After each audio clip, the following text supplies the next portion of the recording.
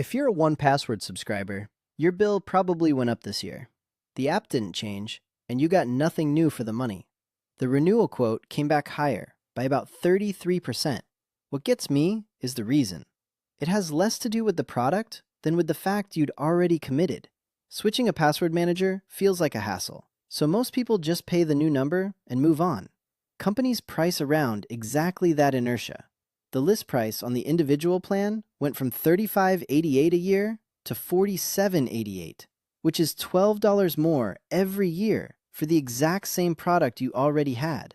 It took effect at renewal on or after March 27th, so a lot of people are only seeing it hit their card now. The rollout is easy to miss because it hits at your next renewal, whenever your annual bill comes due, not all at once. It rolls out one account at a time with no announcement, so people get charged the new rate before they notice. You didn't get a new feature for that $12, no extra storage, and no faster sync, because the number just moved on its own. Existing customers are the easiest ones to charge. The increase lands on them because they're the least likely to shop around for something they set up years ago and forgot.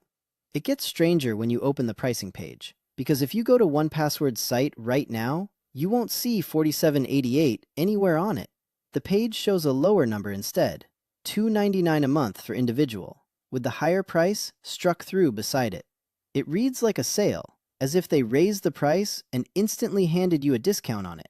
But the whole story is in the small print, so read it properly. 1Password advertises one price and charges you another. Put the two side by side. The site shows $2.99 a month, while your renewal notice says $47.88 a year for the exact same plan. That discounted number is really just the old price wearing a fresh label, because they raised the list price, marked it back down to what everyone used to pay, and called it a promotion. There's a string attached, though. The string is just an asterisk sitting under the price, and most people scroll right past it, so it's worth stopping to read what it says. Read it word for word. Promotions are limited-time discounts available for new 1Password customers only, for the first year with annual billing. New customers only, first year only. So a brand new sign-up gets the old price for a year. But if you've been loyal for years, none of that reaches you, and you renew at the full $47.88. A stranger who signed up this morning pays less than someone who's been loyal for years, and they call that a promotion? It's a loyalty tax. 1Password and Bitwarden both raised prices this year, and they treated loyal customers in opposite ways.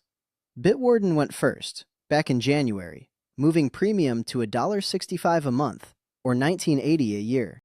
They said it plainly in the announcement, with no strike-through, no asterisk, and no promotional star hovering over a smaller number. Just the new price, stated once. Two identical price hikes. The difference is who they opened the door for. Watch how each treated the people already paying. Bitwarden handed its existing subscribers a one-time 25% loyalty discount on their first renewal. 1Password aimed its discount at people who had never paid them a cent. Bitwarden also gave current subscribers real notice, a full 15 days before the new price hit their renewal. So the loyal ones got both a discount and a heads up before the bill moved. So this wasn't inflation doing its thing. The same season, Bitwarden cut prices for the customers who'd stayed. 1Password went the other way and charged them more. That tells you something, and it means there's a cheaper place to go. This isn't only a single user problem, because the same increase landed on the family plan as well. 1Password families took the same jump, the identical 33%, climbing from $59.88 a year to $71.88. It's the same promo game there too, with the site showing a discounted $4.49 a month for new customers only, first year only. Stack the family plans up, and it's the same story the solo plans told. 1Password families run $71.88 a year, while Bitwarden families is $47.88 and covers up to 6 people. That's about $24 a year cheaper. To be fair, 1Password is a polished product, and sometimes a higher price is worth paying. So let me walk through what the extra money gets you. Start with everything the two tools already share. The core job is identical on both.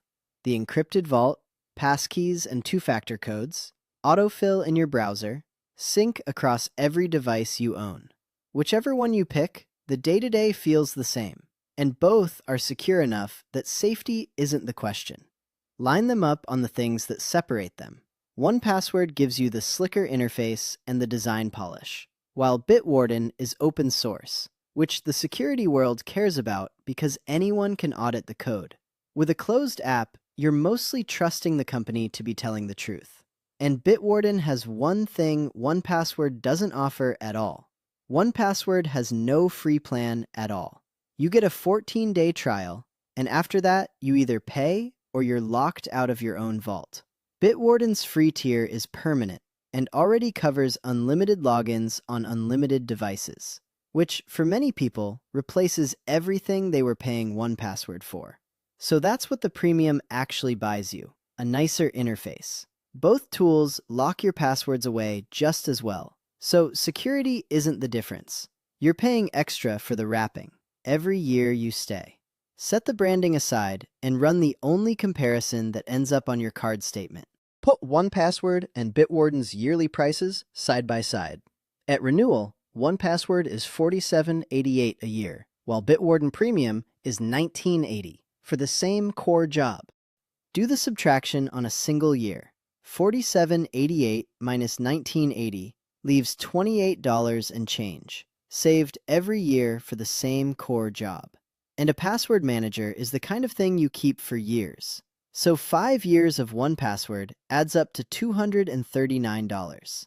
Line those totals up and the gap is stark. 1Password comes to $239 over 5 years, Bitwarden to $99.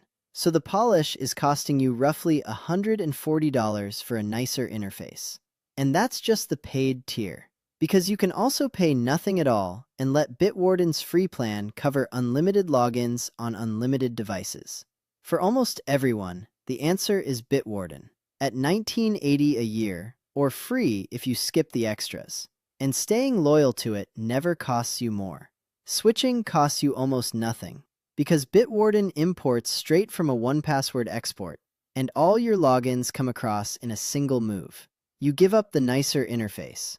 What you drop is a bill that keeps climbing, plus a discount you were never going to qualify for anyway. So, the verdict. If the polished experience is worth $48 a year to you, then 1Password is a good product, and I'm not going to talk you out of it. But for everyone else, Bitwarden does the same job for less than half the price, with a permanent free tier as a real option on top. It all comes down to this. You pay half as much for the same job, and loyalty stops being the thing that costs you. But the real lesson isn't which app wins. It's that the price you signed up at quietly turns into a higher one, and nobody is going to email you about it. So go check your own renewal date.